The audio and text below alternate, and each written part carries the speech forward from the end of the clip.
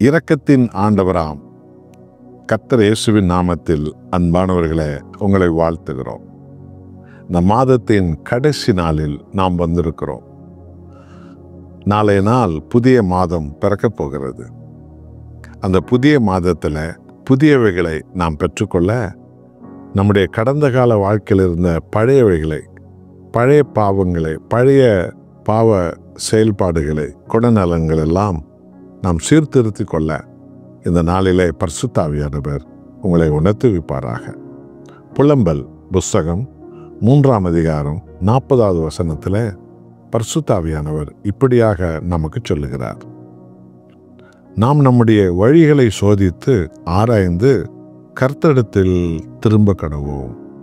எத்தனை அற்புதமான ஒரு ஆலோசனை என்று கவனித்து பார்த்தீர்களா? நாம் நம்மை ஆராய்ந்து பார்க்கும் ஒரு வாய்ப்பை தேவன் நமக்கு தருகிறார். யோனா 3ஆம் அதிகாரத்தில் முதல் 10 வசனத்தில் பாருங்கள். இந்த நினைவில் வாழ்ந்த மக்கள் அக்கிரமம் ஒன்றே தான் அவர்களுக்கு தெரியும், அநியாயம் ஒன்று தான் அவங்களுக்கு தெரியும், கெட்ட நடத்தை, உபச்சாரம், வேசித்தனம், இது மாத்திரம் தான் அவங்களுக்கு தெரியுமே தவிர நியாயம், நீதி, நேர்மை, உத்தமம், உண்மை என்பது தெரியாமல் வாழ்ந்தார்கள். அப்படிதான் இன்றைக்கும் உலகில் எந்த தெரு பார்த்தாலும், எந்த கிராமம் பார்த்தாலும், எந்த ஊர் பார்த்தாலும், எந்த சமுதாய பிள்ளைகளை பார்த்தாலும் எல்லாம் அநியாயத்தில், மோச நாசத்தில் தான் மூழ்கி ஒரு சீரடிந்த வழியை நோக்கி, ஒரு அழிவை நோக்கி தான் இன்றைய சமுதாயம், இந்த உலகம் போகிறது. ஆனால் இரக்கமுள்ள தேவன், பாவிகளை மீட்க வந்த தேவன், கெட்டுப்போனவர்களை ரட்சிக்க வந்த கர்த்தராகிய இயேசு கிறிஸ்து ஏதோ நமது வாழ்க்கையை குறுக்கிடுகிற தேவன், அழிவை நோக்கி போகிற நம்மை தடுத்து நிறுத்தி நம்மை வெற்றிக்கு, ஆசீர்வாதத்துக்கு, நம்மை சுகபலத்துக்கு, மேலான ஒரு வாழ்க்கைக்கு நம்மை அழைக்கிற தேவன். ஆகவே அந்த ஆண்டவர் நமக்கு சொல்லும் செய்தி என்ன? இந்த மாதத்தின் கடைசி நாளில் நம்மை நாம் ஆராய்ந்து பார்ப்போம். நம்முடைய சுயநலத்தினால் செய்த பாவங்கள், அவநம்பிக்கையால் செய்த பாவங்கள், முரோதங்களால் செய்த பாவங்கள், நாம் பின்வாங்கி போய் தேவனுக்கு விரோதமாக, அவருடைய வார்த்தைக்கு விரோதமாக செய்த செயல்பாடுகள் எல்லாவற்றையும் நாம் உண்மையாய் மனம் திருப்பி சீர்படுத்தி கொள்வோம். நம்மேல் தேவன் மனதுருக காத்திருக்கிறார். ஆகவே நமது கோணலான வழிகளெல்லாம் சீர்படுத்தி நம்மை ஏற்றுக்கொண்டு, நம்மை பரிசுத்தப்படுத்தி, நம்மை ஜெயமுள்ள ஒரு வாழ்க்கைக்கு அழைக்கிற ஆண்டவர் இயேசு நமக்காக காத்திருக்கிறார். ஆகவே அன்பானவர்களே, ஒரு புதிய காரியத்தை நீ எதிர்பார்க்கிறாய் என்றால் பழையவைகளை விட்டுவிடு. புதிய எதிர்காலம் உனக்கு வேண்டும் என்றால் பழைய ரகசிய பாவமான தொடர்புள்ள ஆண்கள், பெண்கள், தப்பான சிந்தையெல்லாம் விட்டுவிடுங்கள். கேடானவைகளெல்லாம் விட்டுவிடுங்கள்.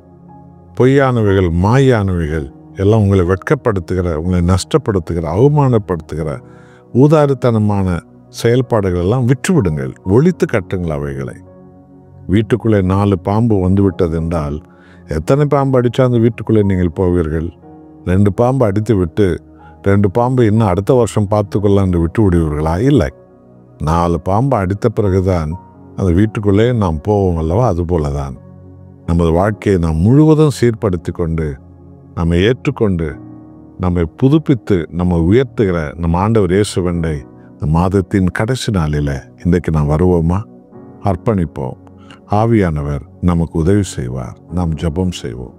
அன்புள்ள ஆண்டவரே, எங்கள் வழிகளை நாங்கள் சிந்தித்து, எங்கள் சீர்கேடுகளை, எங்கள் கேடுகளை, எங்கள் தோல்விகளை, எங்களுடைய வெட்கங்களை, எங்கள் நஷ்டங்களை, எங்கள் அவமானங்களை, ஆண்டவரே, நாங்கள் எங்களுடைய ஆசீர்வாதங்கள் இழந்த ஊதாரித்தனமான எல்லா பாடுகளையும் உணர்ந்து மனம் திரும்பி உம்மண்டை வரும்படி தேவனே நீர் காத்திருக்கிறீர்.